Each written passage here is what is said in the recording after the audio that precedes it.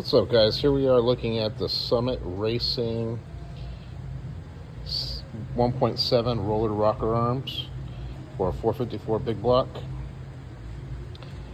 Comp cams guide plates and comp cams 7/16 push tubes. I gotta say, this is the first time I've ever used the roller rockers from Summit, and I'm very impressed. They look very well built and are a good value for what they cost. I believe these were about $300 for all of them. So there you go. There's a quick look at the motor so far.